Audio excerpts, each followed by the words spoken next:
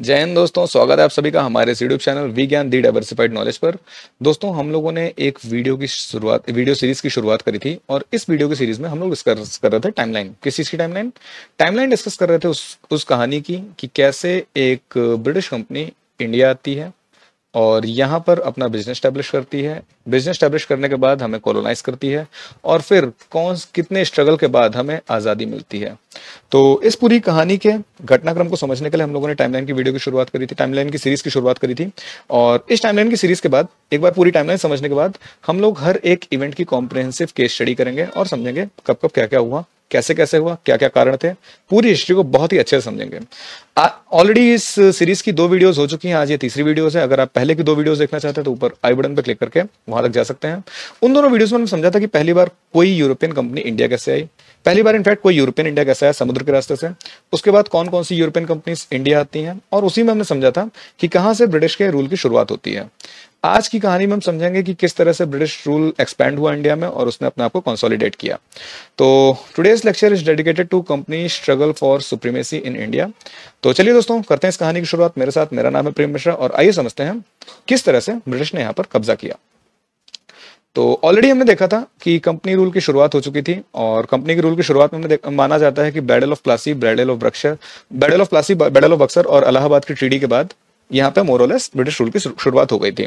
हमने देखा था इस ट्रीडी के तहत, इस ट्रीडी की वजह से दिल्ली के लिए रास्ते खुल गए थे ब्रिटिश के। इस पूरे रीजन में ब्रिटिश का अपना वर्चस्व हो गया था और अब बारी थी नीचे की जगह पर और इस एरिया में कब्जा करने की। आइए देखते हैं क्या हुआ। तो इसके बाद हम देखेंगे पहला स्ट्रगल। तो पहला स्ट्रगल देखने से पहले एक बार और देख लेते हैं कि इंडिया किस तरह से उस समय डिवाइडेड था। Wait, yes. तो हमने देखा था यहाँ पे बंगाल के नवाब थे, यहाँ पे अवध के नवाब थे, यहाँ मुगल्स थे, यहाँ सिख था। दुरानी एम्पायर ये अफगानिस्तान का एरिया हो जाएगा। इधर सिंध था हमारा, कच्छ और राजपूत स्टेट्स ये मराठास के अधीन हो चुके थे कहीं ना कहीं। मराठा एम्पायर जो था सिर्फ महाराष्ट्र में सीमित नहीं था, पूरे इंडिया में लगभग फैल चुका था। मुगल के बाद सबसे बड़ी पावर मराठास मानी जा रही थी। मुगल का डिक्लिनेशन शुरू हो गया था तो माना जा रहा था कि इंडिया पे स्वामित्व होगा मराठास का, लेकिन कुछ और ही होना था। आइए देखते हैं क्या हुआ। यहाँ पर नीचे एक मैसूर नाम का एक सल्तनत थी। इससे शुरुआत करेंगे कहानी की, फिर धीरे धीरे देखते हैं कैसे ब्रिटिश ऊपर तक आया। तो इस कहानी को समझने के लिए समझते हैं मैसूर किंगडम क्या था। एंग्लो मैसूर वॉर्स होते हैं। जहां भी वर्ड एंग्लो आएगा इसका मतलब होगा इंग्लिश या फिर ब्रिटिश। एंग्लो का मोरलेस मीनिंग होता है इंग्लिश, और कहीं भी अगर आता है Anglo Mysore, Anglo French, Anglo कोई भी वॉर आते हैं तो उसका मतलब है ब्रिटिश का किसी से वॉर हुआ है। तो इस वॉर में हम लोग समझेंगे मैसूर किंगडम के बारे में। पहले वॉर को समझने से पहले हम लोग मैसूर किंगडम के बारे में समझ लेते हैं, क्यों इंपॉर्टेंस थी, क्यों ये वॉर हुआ, क्यों यहाँ पर सबकी नजर थी। मैसूर किंगडम उन दिनों वॉडेयर डायनेस्टी के एक हिंदू राजा के द्वारा रूल किया जा रहा था और यहाँ की इंपॉर्टेंस ये थी कि मालाबार कोस्ट इनके कब्जे में था। मालाबार कोस्ट जो था वो बहुत ही प्रॉफिटेबल रूट था ट्रेड के लिए और ब्रिटिश ईस्ट इंडिया कंपनी यहाँ पर इसीलिए आई थी ट्रेड के लिए ही, तो इसलिए इनका इंटरेस्ट यहाँ पर जगा। बगल में थे मराठास और निजाम, और इन दोनों का इंटरेस्ट भी मैसूर में इसलिए था क्योंकि बहुत समृद्ध हो चुका था इस ट्रेड रूट की वजह से। इन लोगों का मानना था ये हमारे पास आ जाए तो हमारा राज्य भी समृद्ध हो जाएगा। इस वजह से हमने देखा कि ये हो गए मराठास, ये हो गए हमारे निजाम और ये हो गए हमारे ब्रिटिशर्स। इन तीनों लोगों की नजर रहती है मैसूर पे। मैसूर नाम के इस केक को काट करके तीनों लोग आपस में बांटना चाहते हैं। आइए देखते हैं क्या होता है। हमने देखा ज्योग्राफिकल लोकेशन के बारे में, प्रॉफिटेबल ट्रेड था और ये सारी बातें समझ ली। मराठास, निजाम और ब्रिटिश का थ्रेट क्यों था मैसूर के ऊपर ये भी हमने समझ लिया। मैसूर में 2 हीरोइक लीडर्स हुए थे। कौन कौन से 2 लीडर्स? एक थे हैदर अली, दूसरे थे टीपू सुल्तान। टीपू सुल्तान हैदर अली के सन थे। हैदर अली टीपू सुल्तान के फादर थे। और क्या हुआ था कि हैदर अली की डेथ के बाद टीपू सुल्तान आते हैं पावर में। हैदर अली कमांडर हुआ करते थे, राजा नहीं थे। टीपू सुल्तान बाद में यहाँ के सुल्तान बन जाते हैं। कैसे बनते हैं समझेंगे। मैसूर ने अपने रिलेशंस बहुत ही अच्छे रखे थे फ्रेंच के साथ, और हमने देखा था ऑलरेडी कि फ्रेंच और इंग्लिश में हमेशा ही लड़ाई होती रहती थी। दुनिया के किसी कोने में भी अगर फ्रेंच और इंग्लिश की लड़ाई हुई है तो पूरी दुनिया में जहां जहां लोग हैं आपस में लड़ लेते थे। तो इस वजह से मैसूर की हरकतें ब्रिटिशर्स को पसंद नहीं थी क्योंकि इन्होंने फ्रेंच के साथ फ्रेंडली रिलेशन बना रखे थे। इनफैक्ट फ्रेंच की हेल्प से ही मैसूर ने अपनी आर्मी को मॉडर्नाइज किया था और इसमें सबसे बड़ा हाथ था हैदर अली का और बाद में टीपू सुल्तान का। देखते हैं क्या हुआ। शुरुआत होती है एंग्लो मैसूर वॉर्स की और ये होता है, इसमें 4 वॉर्स लड़े जाते हैं, फर्स्ट, सेकंड, थर्ड और फोर्थ। फर्स्ट वॉर होता है 67 से 69 के बीच में मैसूर के खिलाफ। ये हमारा मैसूर है, ये मराठास हैं, ये है हमारे निजाम और ये है ब्रिटिश। मैसूर के खिलाफ तीनों ही लोग खड़े होते हैं, तीनों ही लोग समय समय पर मैसूर पे ऊपर आक्रमण करते रहते हैं, तीनों लोग मिल करके मैसूर को कर देते हैं बर्बाद। यहाँ पर टीपू सुल्तान और हैदर अली की डेथ के बाद मैसूर पूरी तरह से बर्बाद हो जाता है। तो first Anglo Maratha war, Anglo Mysore war होता है और इसको खत्म करते हैं ट्रीटी ऑफ मद्रास के साथ, और यहाँ पर ब्रिटिश की मोरलेस हार हुई थी। तो 1769 में फर्स्ट एंग्लो मैसूर वॉर के खत्म किया जाता है ट्रीटी ऑफ मद्रास के साथ। सेकंड एंग्लो मैसूर वॉर होता है 80 से 84 के बीच में, ट्रीटी ऑफ मैंगलोर के साथ खत्म होता है। हम हर एक इवेंट को बहुत ही डेप्थ में एनालाइज करेंगे, अभी टाइमलाइन की वीडियो है, आने वाले कॉम्प्रिहेंसिव क्लासेस में हर एक चीज को केस स्टडी करेंगे। सेकंड एंग्लो मैसूर वॉर के बाद हैदर अली की भी डेथ हो जाती है कैंसर की वजह से। हैदर अली की डेथ हुई तो टीपू सुल्तान ने चार्ज ले लिया। टीपू सुल्तान अब बन गए हैं यहाँ के commander. Third Anglo Mysore war हुआ 90 से 92 के बीच में, और इसको खत्म किया गया ट्रीटी ऑफ श्रीरंगपट्टनम के बाद, और 1792 में ये वॉर मोरलेस खत्म हुआ था। इस घटना के बाद क्या हुआ, कुछ समय बाद हिंदू रूलर जो वोडेयर डायनेस्टी के थे उनकी डेथ हो जाती है। टीपू सुल्तान अपने आप को घोषित कर देते हैं कि आज टीपू अपने आप को घोषित कर देते हैं कि आज से हम ही सुल्तान हैं। तो जो भी उनके फॉलोअर थे, जो उनके उत्तराधिकारी होना चाहिए था जिसको, उसको हटा करके टीपू सुल्तान खुद बन जाते हैं वहां के राजा, टीपू खुद बन जाते हैं वहां के सुल्तान। इसी वजह से इनको टीपू सुल्तान भी बोला जाता है। दोस्तों फोर्थ एंग्लो मैसूर वॉर होता है 1799 में, और इसमें हो जाती है टीपू सुल्तान की डेथ। अकेले पड़ जाते हैं, मराठा, निजाम, ब्रिटिश तीनों एक तरफ, टीपू सुल्तान अलग, अकेले पड़ जाते हैं और इनकी हो जाती है डेथ। हमने देखा था 57 में किया था मीर जाफर ने गद्दारी, और उसकी वजह से ब्रिटिशर्स की शुरुआत हुई इंडिया में। हमने देखा 1799 में क्या हुआ, टीपू सुल्तान की डेथ हुई, और ये किसकी वजह से थी? क्या टीपू सुल्तान ब्रिटिश से हारे थे? नहीं, टीपू सुल्तान की हार का मेन कारण मराठास और निजाम का ब्रिटिश को सपोर्ट। दोस्तों कुछ भी ना बदला अब तक, सब हालात पुराने हैं, तब भी अपनों ने मारा था, अब भी अपनों से हारे हैं। अगर यहाँ पर मराठास और निजाम ने साथ ना दिया होता हमारे ब्रिटिशर्स का, तो फिर मैसूर में कभी भी जीत ना होती इनकी, और ब्रिटिश का एम्पायर इतना बड़ा ना हो पाता। खैर जो हुआ उसको एनालाइज करते हैं हम लोग। मैसूर एक केक की तरह कट गया और तीनों लोगों ने आपस में डिवाइड कर लिया। तीनों लोग कौन? मराठास, ब्रिटिश और निजाम ने आपस में डिवाइड कर लिया, और बाकी का जो थोड़ा सा बहुत बचा पार्ट था उसमें उसको वाडेयर डायनेस्टी के वापस कर दिया गया, और वहां पर उनको राजा बना दिया गया, जो ऑलरेडी जिनको बनना चाहिए था, जो उत्तराधिकारी थे जिनको हटा करके टीपू सुल्तान राजा बन गए थे, उनको वापस से राजा बना दिया गया। सब्सिडरी अलायंस एक साइन करा ली गई कि आप राजा तो हैं लेकिन हमारे अधीन है, ब्रिटिश के अधीन हो गए यहाँ से मैसूर। और 1831 में मिस गवर्नेंस का चार्ज लगा करके मैसूर पे पूरी तरह से कब्जा हो जाता है। तो ये थे 4 वॉर जिनके तहत मैसूर पे कर लिया ब्रिटिश ने कब्जा। अब बारी है आगे की, अब बारी थी मराठा की। हमने क्या देखा था, ये सदर्न इंडिया का पार्ट था, मैसूर ये था, निजाम ये था, ये थे मराठास, और इधर कहीं ब्रिटिश का हल्का फुल्का था, और ऊपर बंगाल साइड में ब्रिटिश का अपना आधिपत्य था थोड़ा बहुत। मैसूर पे कब्जा हुआ मराठास की हेल्प से। अब किसकी बारी थी? अब बारी थी मराठास की। निजाम से इन्होंने पहले ही सब्सिडरी अलायंस वगैरह साइन करा के रखा था, अब बारी थी मराठास की। तो आइए देखते हैं मराठास के साथ क्या होता है। मराठास उन दिनों कॉन्फेडरेसी में डिवाइड हो गए थे। हमने देखा था कि मराठास का एम्पायर बहुत बड़ा था, दिल्ली तक पहुंच चुका था, मुगल्स के आसपास तक पहुंच चुका था, राजपूताना स्टेट्स भी इनके अधीन हो गए थे। तो इतने बड़े राज्य को संभालना आसान नहीं होता है, इस वजह से छोटे छोटे पार्ट्स में डिवाइड हो गए थे, कॉन्फेडरेसीज में डिवाइड हो गए थे, और अलग अलग फैमिली चीफ्स थे इनके लिए। कोई सिंधिया, होलकर, गायकवाड़ और भोसले ये प्रमुख लोग थे, और एक जो थे मेन इन सबके हेड वो थे पेशवा। तो पेशवा मेन थे, और ये सब पेशवा के अंडर में थे, अपना अपना अलग राज्य चलाते थे, लेकिन मेन एक सेंट्रल पावर थी पेशवास के हाथ में। ये सब आपस में लड़ते झगड़ते रहते थे, लेकिन जब भी कहीं बाहर से थ्रेट आता था तो सब यूनाइट हो जाते थे, ऐसा कुछ कुछ रहता था। डिफीट होती है मराठास की पानीपत के युद्ध में, और ये होता है एक टर्निंग पॉइंट। टर्निंग पॉइंट क्यों है ये? क्योंकि ये टर्निंग पॉइंट इसलिए है क्योंकि अभी से पहले 1761 से पहले पिछले 40 साल में मराठास को हराने वाला कोई था ही नहीं। मराठास सारे युद्ध जीते थे इससे पहले, और इसीलिए एक मिथ था कि मराठास को हराया नहीं जा सकता है। लेकिन 1761 की युद्ध के बाद जब इनकी डिफीट हुई तो कहीं ना कहीं इनकी पावर सबके सामने आई कि हाँ कहीं ना कहीं मराठास में कुछ कमियां आ गई हैं। उसके बाद 1772 में माधवराव वन जो कि वहाँ के यंग पेशवा थे उनकी डेथ हो जाती है।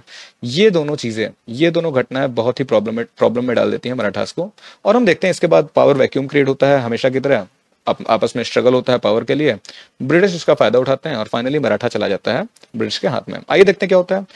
तो हमने देखा था कि चीफ ऑलरेडी आपस में लड़ते रहते थे, लेकिन कोई भी एक्सटर्नल थ्रेट होता था तो यूनाइट हो जाते थे। बढ़ते हैं आगे और देखते हैं कैसे कब्जा हुआ मराठास पे। मराठास पे कब्जा होने के लिए वॉर्स हुए थे कुछ, एंग्लो मराठा वॉर, और वो थे 3 war, first, second and third. First war में हम देखते हैं कि 4 ट्रीटी साइन होती हैं। हर एक ट्रीटी को, हर एक इवेंट को हम लोग डेप्थ में एनालाइज करेंगे आने वाले कॉम्प्रिहेंसिव कोर्सेज में। ये सिर्फ टाइमलाइन है, इसलिए सिर्फ नाम बता के छोड़ रहे हैं। 75 से 82 के बीच में फर्स्ट एंग्लो मराठा वॉर चलता है और इसमें 4 ट्रीटीज होती हैं। फिर उसके बाद होता है 1802। 1802 में क्या होता है, एक बैटल होता है पूना में, जहां पर होलकर जो है सिंधिया और पेशवा को हरा देते हैं। सिंधिया और पेशवा साथ में थे, एक साइड होलकर, एक साइड सिंधिया पेशवा। हमने ऑलरेडी देखा था कि सब आपस में लड़ते रहते थे, आपस में न लड़ते तो फिर ब्रिटिश कभी यहाँ पर आ ही ना पाते, लेकिन ये पेशवा सिंधिया साथ में और होलकर के खिलाफ होलकर को हरा देते हैं। होलकर इन दोनों को अकेले ही हरा देते हैं। पेशवा को डर था, इस वजह से ये चले जाते हैं ब्रिटिशर्स के पास और पेशवा जाकर के ब्रिटिशर्स के पास इनके साथ साइन कर लेते हैं सब्सिडरी अलायंस। ब्रिटिश के अधीन हो गए, ब्रिटिश इनका सपोर्ट करेंगे इस उम्मीद के साथ। अब बारी थी सेकंड एंग्लो मराठा वॉर की। पेशवा ने साइन कर दिया, पेशवा थे इनकी सेंट्रल पावर। पेशवा ने अगर साइन कर दिया तो ब्रिटिश कहीं ना कहीं सब में इंटरफेयर करके अपना आधिपत्य स्थापित करना चाहते हैं। सिंधिया और भोसले की लड़ाई होती है ब्रिटिश से, ब्रिटिश दोनों को ही पटक के मारते हैं और इसी के साथ सिंधिया और भोसले की हार होती है। ये लोग भी साइन कर देते हैं सब्सिडरी अलायंस। उसके बाद में ब्रिटिश होलकर को भी डिफीट करते हैं और ये थी हमारे सेकंड एंग्लो मराठा वॉर की कहानी। बारी आती थर्ड एंग्लो मराठा वॉर की। हमने देखा था कि अभी तक मोर और लेस सभी जितने भी मराठा एम्पायर था वो पूरा ब्रिटिश के अधीन हो चुका था। किसी ने सब्सिडरी अलायंस साइन कर दिया था, किसी ने नहीं किया था, लेकिन पूरी तरह से हार चुके थे। तो मोर और लेस सभी पर ब्रिटिश का वर्चस्व आ गया था। मराठा सोचते हैं हम आपस में लड़ते रहे और ब्रिटिश ने हम पे कर लिया कब्जा, चलो एक बार यूनाइट होकर के ब्रिटिश को मारते हैं और उनको भगा देते हैं। तो एक बार आखिरी बार ये लोग यूनाइट होते हैं लड़ने के लिए और होता क्या है, 3 बैटल होते हैं और इन तीनों ही बैटल में ब्रिटिश इन लोगों को बहुत मारते हैं। पेशवा की हार होती है पुणे के बैटल में जून 1817 में। नवंबर 1817 में सिंधिया की हार होती है ग्वालियर में और जनवरी 1818 में होलकर की हार होती है मंदसौर में। तो इसी के साथ मराठास का हो जाता है एंड। जून 1818 पे पेशवा कर देते हैं सरेंडर और यहीं से मराठा कॉन्फेडरेसी हो जाती है डिसॉल्व। तो इस तरह से हो जाता है मराठास पर भी कब्जा। अब आगे की बारी, आगे कौन था? हमने देखा था ये मैसूर हो गया, ये हो गया मराठास। निजाम के साथ ऑलरेडी इनकी संधि वगैरह चल रही थी तो इनसे कोई प्रॉब्लम नहीं थी। इस रीजन में ऑलरेडी ब्रिटिश ने अपना वर्चस्व बना रखा था। बारी थी इधर की, सिख और सिंध, इन 2 जगह की। पहले बारी आती है सिंध की। सिंध के साथ ब्रिटिश करते हैं बहुत बुरा वाला धोखा। सिंध के साथ दोस्ती की ट्रीटी साइन होती है, समझेंगे आगे। पहले एक बार इसका बैकग्राउंड समझ लेते हैं। सिंध में उन दिनों बलूच ट्राइब का रूल हुआ करता था। बलूच ट्राइब पहाड़ों से उतर करके यहाँ आई थी और यहाँ पर अपना आधिपत्य स्थापित करके अपना किंगडम बना लिया था। एक हुआ करते थे मीर फतेह अली खान, एक बलूच थे, उन्होंने अपनी प्रॉपर होल्ड बना करके रखी थी और इन्होंने सिंध एम्पायर को अलग अलग भाइयों में बांट रखा था। इनके 4 भाई थे जिनको 4 यार के नाम से जाना जाता है, उन्होंने आपस में बांट रखा था सिंध एम्पायर को। डेथ हो जाती है मीर फतेह अली खान की और उसके बाद चारों भाई आपस में उसको डिवाइड करके प्रॉपर वहां के राजा बन जाते हैं और अपने आप को आमिर कहने लगते हैं, आमिर ऑफ सिंध। ब्रिटिश को इन पोर्ट्स का एसेस था और क्योंकि पोर्ट्स ब्रिटिश को चाहिए थे, हमने ऑलरेडी देखा था, ये इनको कोस्ट लाइन चाहिए थी क्योंकि इनको ट्रेड करना था। इन पोर्ट्स के एसेस था और इसी पोर्ट्स के एसेस की वजह से इनका इंटरफेरेंस धीरे धीरे यहाँ पर बढ़ जाता है। इनका इंटरफेरेंस बढ़ता है और फाइनली 1843 में सिंध पे हो जाता है कब्जा।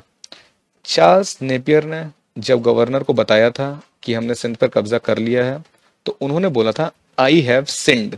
सिंध के इस बात के 2 मतलब निकलते हैं। एक मतलब था कि हमने सिंध पर कब्जा कर लिया है, दूसरा मतलब निकला था कि मैंने पाप किया है। पाप क्या किया है? इन्होंने सिंध को दिया था धोखा। देखते हैं कैसे, देखते हैं क्या हुआ था। तो दोस्तों, conquest of Sindh, annexation Sindh का कैसे हुआ इस बात को समझते हैं। पहले तो हमने बताया था एक दोस्ती की ट्रीटी साइन होती है 1809 में। Treaty of eternal friendship sign होती है सिंध और ब्रिटिश के बीच में 1809 में और इसमें एग्रीमेंट ये होता है कि फ्रेंच को दूर रखेंगे। क्या होता है दोस्तों, रशिया और फ्रेंच में आपस में हो जाती दोस्ती और ये लोग प्लान करते हैं कहीं ना कहीं इंडिया की तरफ इन्वेट करने का। ब्रिटिश को डर था, इसीलिए इन लोगों ने ये ट्रीटी साइन करी सिंध के साथ कि आप लोग जो है फ्रेंच को यहाँ से दूर रखिएगा, बाकी हम हर चीज में आपके साथ खड़े हैं। तो इस ट्रीटी के तहत दोनों में दोस्ती हो गई, जन्म जन्मांतर की दोस्ती हो गई ब्रिटिश और सिंध में, और इस जन्म जन्मांतर की दोस्ती के पीठ पे छुरा भोग देते हैं ब्रिटिशर्स आगे चल के। देखते हैं कैसे। तो इस ट्रीटी के बाद क्या हुआ, आपस में एक दूसरे के कोर्ट्स में एक एक रेजिडेंट इन्होंने बैठाल दिया। सिंध के कुछ लोग जाकर के ब्रिटिश में रहने लगे, ब्रिटिश के कोर्ट में, ब्रिटिश के कुछ ऑफिशियल्स सिंध के कोर्ट में रहने लगे। सिंध ने भेजा था यहां से, यानी कि आमिर्स ने यहां से भेजा था एज अ फ्रेंड ब्रिटिश ने यहाँ पे भेजा था, यहाँ से भेजा था सिंध में अपने ऑफिशियल्स को, ताकि इनके वीक पॉइंट्स पता किए जा सके, क्योंकि ब्रिटिश का हमेशा ऐसे ही गलत नजर थी। तो इस ट्रीडी को बाद में रिवाइज किया जाता है 1820 में, यही ट्रीडी ऑफ इटर्नल फ्रेंडशिप आगे चलकर 1820 में फिर से रिवाइज हुई।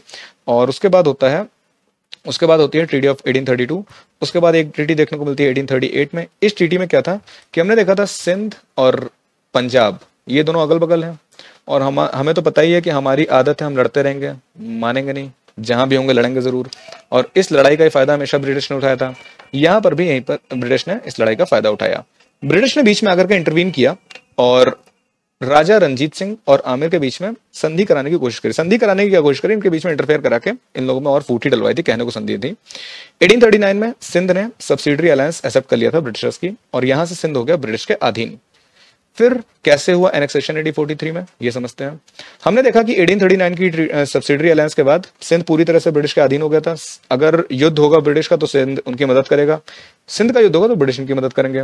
होता है first Anglo Afghan war, Afghanistan, India और बीच में था ये सिंध।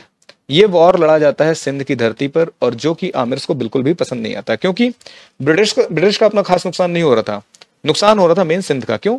क्योंकि यहां पर युद्ध हो रहा था तो प्रॉब्लम सबसे ज्यादा इन लोगों को हो रही थी, प्लस सब्सिडरी अलायंस की वजह से इनको अपनी फोर्सेस सपोर्ट करना पड़ रहा था। तो सपोर्ट तो कर रहे थे क्योंकि अलायंस थी, लेकिन मरे हुए मन से कर रहे थे, इनकी बहुत ज्यादा इच्छा नहीं थी। फर्स्ट एंग्लो मराठा वॉर में ब्रिटिश की जो एंग्लो अफगान वॉर में जो ब्रिटिश की हार होती है, उसका सदमा ये लोग झेल नहीं पाते हैं। किसी के ऊपर कुछ तो इनको करना था जिससे ये लोग अपना वर्चस्व वापस स्थापित करें, तो ये लोग फाइनली डिसाइड करते हैं क्यों ना ऐसा करें, सिंध पे कर लिया जाए कब्जा। कब्जा करने के लिए बहाना ढूंढते हैं, और बहाना ये ढूंढते हैं कि सिंध ने पूरे मन से हमारी मदद करी लेकिन पूरे मन से नहीं करी, इसलिए हम सिंध के ऊपर करेंगे अटैक। सिंध के ऊपर अटैक होता है, आमिर से रिवोल्ट करते हैं और हो जाती है आमिर की हार, और यहीं से होता है सिंध का कब्जा। 1843 में आई हैव सिंध हो जाता है। ठीक है, तो इस तरह से ब्रिटिश जो है 1843 तक सिंध पर भी कब्जा कर चुके हैं। तो अभी तक क्या हो चुका है, आइए देखते हैं। ये था हमारा इंडिया, ये रीजन ऑलरेडी कब्जा हो चुका था, सिंध पे कब्जा हो गया, ये पंजाब बचा हुआ है, और इधर नीचे मराठास और मैसूर पे हो गया, निजाम के साथ ऑलरेडी संधि थी, यहाँ पर इनकी प्रेसिडेंसी थी ही, बॉम्बे प्रेसिडेंसी थी ही। तो मोर और लेस इंडिया के पूरे रीजन पे इनका कब्जा हो गया था। मराठा का मतलब ये पूरा रीजन इनका अधीन हो गया है। चलिए बढ़ते हैं आगे, देखते हैं पंजाब के साथ क्या हुआ। दोस्तों पंजाब का बैकग्राउंड एक बार समझ लेते हैं। 1765 में जब मुगल वीक होने लगे, तब पंजाब में जो है इनका थोड़ा काफी सारे स्ट्रेटेजिक डेवलपमेंट हुए, और पंजाब में सिख लोग जो है मेजर पावर उभर करके सामने आए। ये लोग आपस में मिसल्स में डिवाइड थे। रंजीत सिंह, राजा रंजीत सिंह के नाम से इनको जाना जाता है, ये सबसे ज्यादा पावरफुल लीडर निकल करके आते हैं। ये सभी मिसल्स को करते हैं यूनाइट, और 1805 में ये लोग जम्मू कश्मीर और अमृतसर के रीजन को भी अपने कंट्रोल में ले आते हैं। तो अभी के टाइम में क्या हो चुका है, 1805 आते आते रंजीत सिंह के पास में जम्मू कश्मीर है और अमृतसर है, साथ में लाहौर है, यानी कि जो कैपिटल है वो भी लाहौर कैपिटल हुआ करती थी उस रीजन की। तो पूरे इस रीजन की कैपिटल जो थी वो इनके अंडर में थी। जो इनकी रिलीजियस कैपिटल थी अमृतसर, वो भी रंजीत सिंह के अंडर में है। रंजीत सिंह ऑलरेडी बहुत ज्यादा पावरफुल थे, तो इनकी सब लोग बहुत ज्यादा करने लगे इज्जत, और इनकी इतनी इज्जत होने लगी तो इन्हीं की हेल्प से पूरा सिख एम्पायर आपस में यूनाइट होकर के रहने लगा। इनकी डेथ के बाद हम देखते हैं पावर वैक्यूम क्रिएट होता है। वही कहानी, किसी की डेथ हुई, पावर वैक्यूम हुआ, बाकी लोगों ने हमला किया, और कुल मिला के एम्पायर हो गया डिसॉल्व। तो यही यहां पर भी होता है, देखते हैं कैसे होता है। इस कहानी को भी समझते हैं। एनेक्सेशन ऑफ पंजाब कैसे हुआ था। अमृतसर की ट्रीटी होती है 1809 में। ये ट्रीटी क्या थी, ये ट्रीटी हुई थी ब्रिटिश और राजा रंजीत सिंह के बीच में। यहां पर एक नदी बहती है जिसका नाम है सतलज। ब्रिटिश ने कहा था ऐसा करिए, आप सतलज नदी को क्रॉस ना करिएगा। रंजीत सिंह पावरफुल थे, ब्रिटिश को डर था कि इनसे अगर हमारा सामना होगा तो कहीं ना कहीं मोरलेस बहुत ज्यादा नुकसान हो सकता है।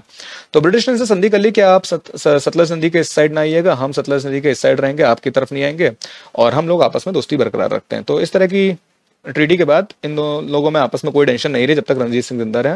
और होता क्या है, 1839 में अनफॉर्चुनेट इवेंट होता है जिसमें रंजीत सिंह की हो जाती है डेथ, और इस डेथ के बाद होता है power vacuum.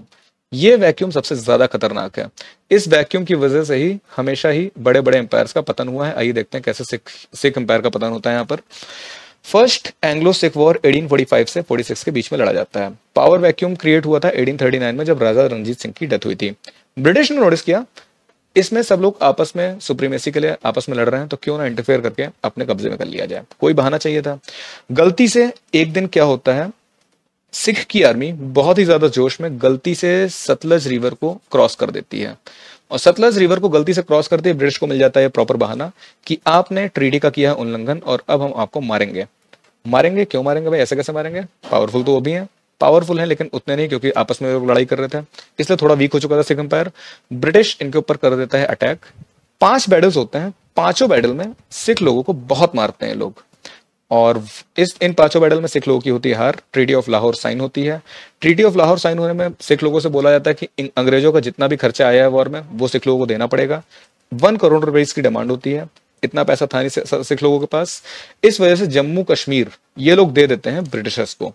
Jammu Kashmir Britishers जो है गुलाब सिंह को बेच देते हैं। गुलाब सिंह कौन थे? ये भी एक सिख एम्पायर के ही एक रूलर थे, रूलर नहीं कहेंगे, ये कोई कमांडर हुआ करते थे। तो एक तरह से समझ लीजिए कि एक आईएएस ऑफिसर के क्लर्क के पास आईएएस ऑफिसर से ज्यादा पैसा निकल आया।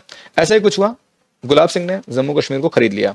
दलीप सिंह को रूलर बना दिया गया और सब्सिडरी अलायंस वगैरह साइन करा के, अलायंस अभी नहीं साइन हुई लेकिन कुल मिला के इनको रूलर बना करके इनको अपने अंडर में कर लिया गया। अंडर में करने के बाद क्या हुआ? दूसरा वॉर होता है। बहुत ही ह्यूमिलेटिंग हुआ इन लोगों के साथ, क्योंकि ये जो युद्ध हुआ था उसका जो ट्रीटी हुई उसके बाद पैसा देना पड़ा, फिर जम्मू कश्मीर चला गया इनके हाथ से, बहुत कुछ हुआ, तो बहुत ही ह्यूमिलेटिंग था सिख के लिए, बर्दाश्त हुआ नहीं और 1848 में फिर से हो गई लड़ाई। इस युद्ध में क्या होता है? फिर से 5 बैटल होते हैं। फर्स्ट एंग्लो सिख वॉर में 5 बैटल हुए, सेकंड एंग्लो सिख वॉर में यहां पर भी 5 बैटल हुए। पांचों बैटल्स में सिख लोगों को ब्रिटिश वाले बहुत मारते हैं, फिर से मारते हैं, और इसी के साथ एंड हो जाता है सिख एम्पायर का। 1853 में जॉन लॉरेंस को यहाँ का कमिश्नर बना दिया जाता है, और यहां से पंजाब की कहानी हो गई खत्म। पंजाब आ गया ब्रिटिश के कंट्रोल में। तो हमने देखा एक बहुत ही स्ट्रांग रूलर की डेथ के बाद जो पावर वैक्यूम क्रिएट होता है, उसके बाद एम्पायर का पतन निश्चित है। बढ़ते हैं आगे, बढ़ते हैं आगे। अब क्या हुआ? चलिए, अभी तक हमने देखा कि ये मैसूर पे कब्जा हो चुका है, हमने देखा यहाँ पर सिंध पे कब्जा हो चुका है, मराठास पूरा कवर हो चुका है, ये पूरा रीजन पहले ही कवर कर चुके थे, पंजाब और पंजाब का रीजन वगैरह भी कवर हो गया। तो मोर और लेस इंडिया, पूरे इंडिया पे इनका कमांड हो गई थी। कुछ कुछ जगह बची थी तो उनको भी अलग अलग तरह की डिप्लोमेसी खेल करके, अलग अलग तरह की पॉलिसीज लगा करके, और कुछ कुछ मिस गवर्नेंस के चार्ज लगा के या फिर बैटल करके हरा दिया उनको, और पूरे इंडिया के मेजर पार्ट पे कर लिया कब्जा। अब कब्जा कर रहे हैं तो एडमिनिस्ट्रेशन करना पड़ेगा, सारी चीजें पॉलिसीज बनानी पड़ेंगी। होता क्या है कि ब्रिटिशर्स के जो मेन मोटिव थे वो ये थे कि यहां से सामान खरीद के यूरोप भेजेंगे। मेन मोटिव था ये, क्योंकि कंपनी की बात हो रही, कंपनी रूल था, इनका मेन मोटिव था पैसा कमाना है। पैसा कमाने के लिए नई नई पॉलिसीज लाते हैं जो कि यहाँ के पब्लिक को बहुत परेशान कर देती है। इन सारे पॉलिसीज की वजह से हो जाता है एक रिवोल्ट 1857 में, जिसको हम लोग द मेजर अपराइजिंग के नाम से जानते हैं। और हम लोग सभी लोग एक पोएम सुनी होगी बचपन में, चमगुड़ी सन 57 में वह तलवार पुरानी थी, ये उसी की बात हो रही है। 1857 में पहली लड़ाई लड़ी जाती है स्वतंत्रता की, यहीं से होता है हमारे फ्रीडम स्ट्रगल की शुरुआत। इसका रिजल्ट क्या होता है? इस रिवोल्ट को ब्रिटिश सप्रेस तो कर देते हैं, लेकिन इसका रिजल्ट ये होता है कि यहां से कंपनी का रूल खत्म हो जाता है।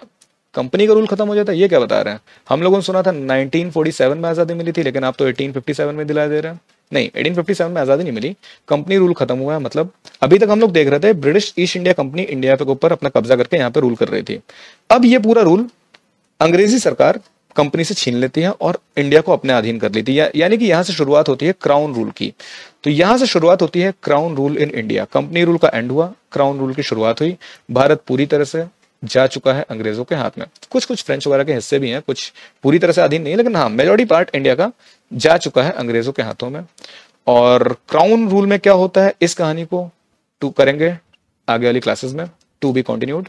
तो अभी के लिए आज की क्लास को यहीं पे एंड करते हैं। मिलते हैं जल्दी किसी नए सेशन में कुछ नई बातों के साथ, और समझेंगे क्या है क्राउन रूल, कैसे यहाँ पर क्राउन रूल के बाद इंडियन नेशनल कांग्रेस का फॉर्मेशन होता है, फिर कौन कौन से स्ट्रगल्स होते हैं, फाइनली हमको मिलती है आजादी। आगे की कहानी की टाइमलाइन को देखेंगे आने वाली क्लासेस में। इसी के साथ करते हैं अपने आज के सेशन का एंड। तब तक के लिए जय हिंद, जय भारत।